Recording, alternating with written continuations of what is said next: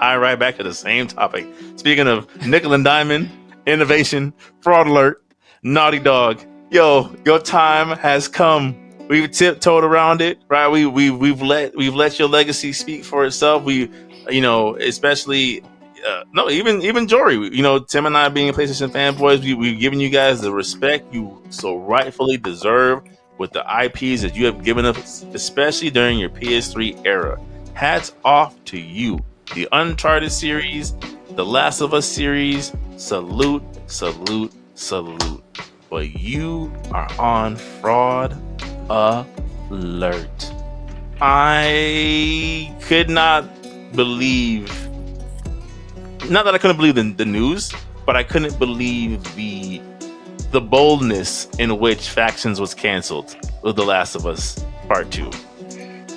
There was that was the crux of people who were defending Naughty Dog, of like, the only reason why they haven't announced, a new IP or a new game, the only reason why they keep remastering is because their Factions is coming, guys. Factions is coming, and when Factions coming, it will tell us, it will give you guys all the reasons why they took so long, only for them to cancel it, fellas. Which means in the PS5 life cycle, we've only, from Naughty Dog, from one of the flagship companies under the Sony umbrella, we have gotten 2 remasters of games we have already played. What's the third one? 3. What's the third one? Remember they did the Uncharted Thieves collection, which is basically like a upgraded graphics of the stories of Uncharted 4 and Lost Legacy, but bundled together. And then, they did The Last of Us 1, and then now they did Last of Us 2. But then you already know what's coming next. Oh, here's The Last of Us 1 and 2 bundled together. You already know it's coming. And not only that, Tim, but you announced The Last of Us 2 remake with what? What do you announce it with to make up for the lack of a multiplayer option? You announced it with Lost Levels and some skins. Not levels that and I mean, maybe it could just be the way they worded it at the time. Not Lost Levels that just didn't make it in time and therefore had to be cut. Ideas that they're like, don't really want to see this through. We're just going to cut it. You know what I'm saying? Like, not like a director's edition of like, now that we have the time to do this, let's do this right. It's just like, yeah, we had some ideas that we just never really fleshed out. We're just going to give it a go to kind of make up for this, guys. Here you go, The Last of Us 2 Remastered. Only a console generation ago, you got this game. And a game that came out at the end of the PS4 cycle, where the graphics were about as good as you could get for that generation, fellas.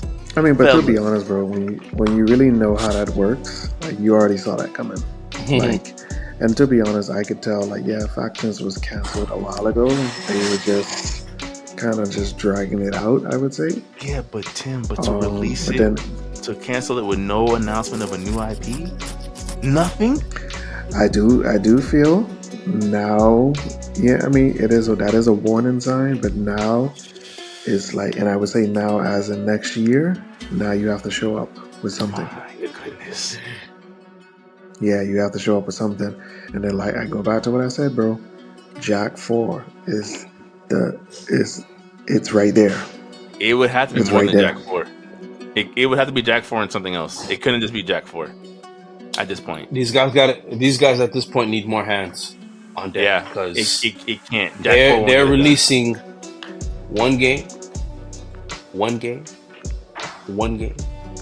Yeah, they need more hands on deck, man. They normally, from the PS4 cycle, they released 2 games really during the length of the console cycle, which is fine, right? One towards the beginning, one towards the end. But if that's the turnaround time, if we're averaging 4 to 5 years in any given game development, Jak and Daxter 4 is not getting it done. I'm sorry. For as much as people wanted things like Crash Bandicoot, and for as well as Crash Bandicoot did, where did all that hype go when they actually released Crash Bandicoot 4? Not saying Naughty Dog did, but once Crash Bandicoot 4 came out, I was like, what happened to all that Crash Bandicoot love that y'all had? What happened? It sold. It wasn't real. It wasn't real. It was all internet. It wasn't real. It was all in there. That's my fear for a lot of these games like that, man. It's all well with Jack and Dexter will not get it done. Yeah, because look at Ratchet and Clank, man. Mm-hmm. I would say it's a great placeholder. No, it is.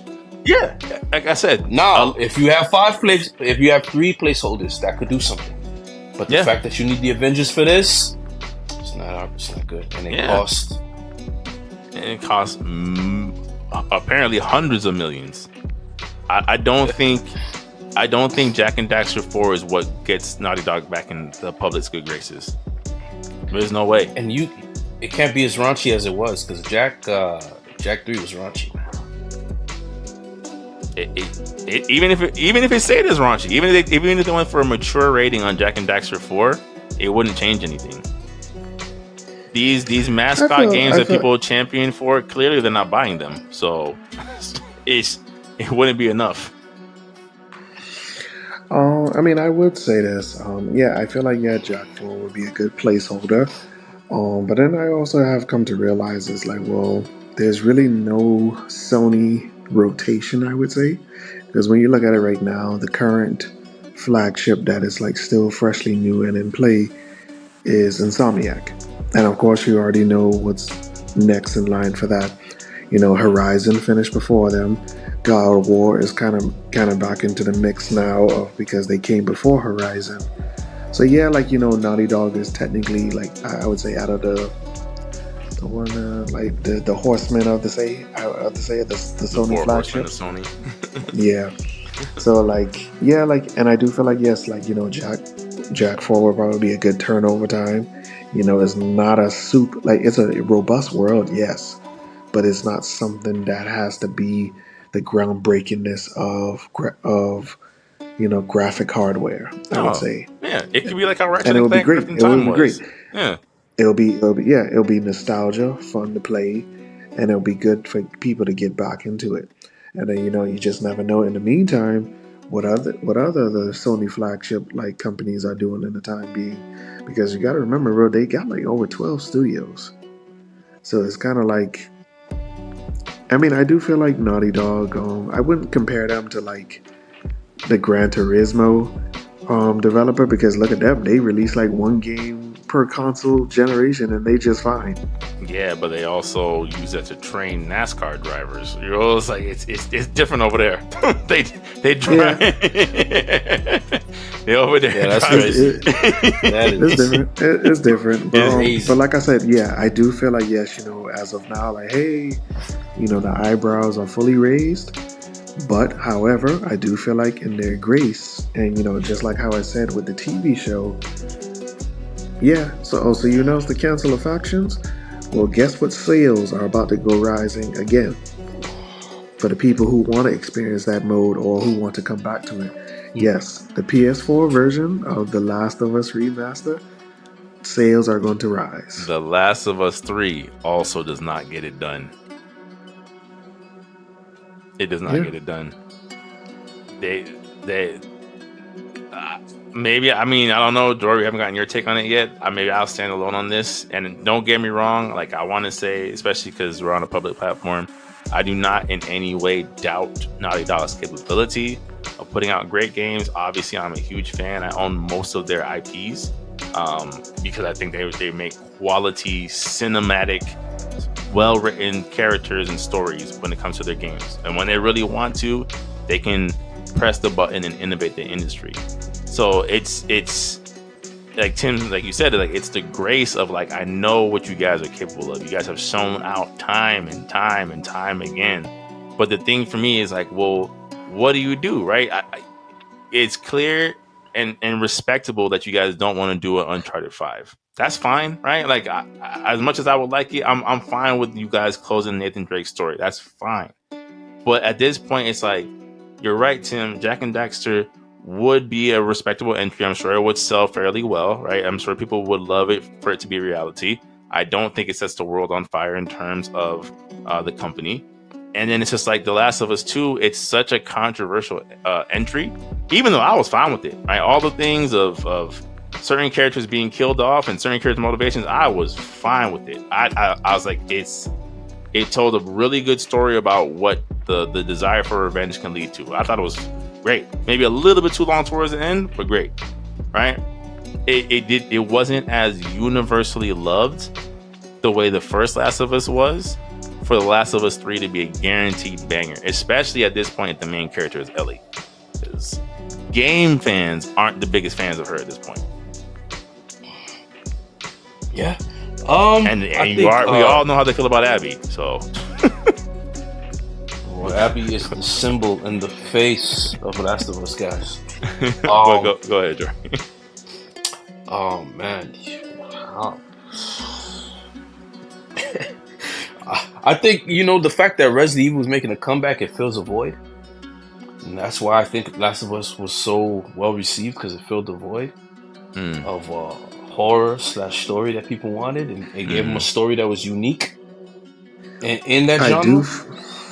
But I really think because this Resident Evil presence is now back in action, and the horror genre is slowly now becoming way more interesting, because you have a lot of options now, believe it or not. They're not as popular because we don't have access to them, but they exist. People know that, on Steam, my life is complete if I'm just a horror fan, right? And for mainstream stuff that's coming out, you have enough now to be like, to where it might not be horror, it might have elements of eeriness, and that might just do it. There's enough now. The fact that Resident Evil is now back on the store. For me personally, when I saw Last of Us, I said this game would not exist without RE4. I don't think they know that. I don't think that. I don't think they would decide from that. No, and they don't. And now, kind of like the subconscious thing. That's usually how I am. When I know the king is back, I'm usually gonna go back to that, unless they offer something different for me, something completely different. But that's what I think. It might not be as strong of a fact, or strong of a deciding factor, but I think because Resident Evil and other games now have that presence, some people are probably not as interested in following, especially with the decisions they're making now. PlayStation, the story choices, people are not a fan of it, and I don't think the current political environment helps that game be well received and flourish, because everything now feels forced.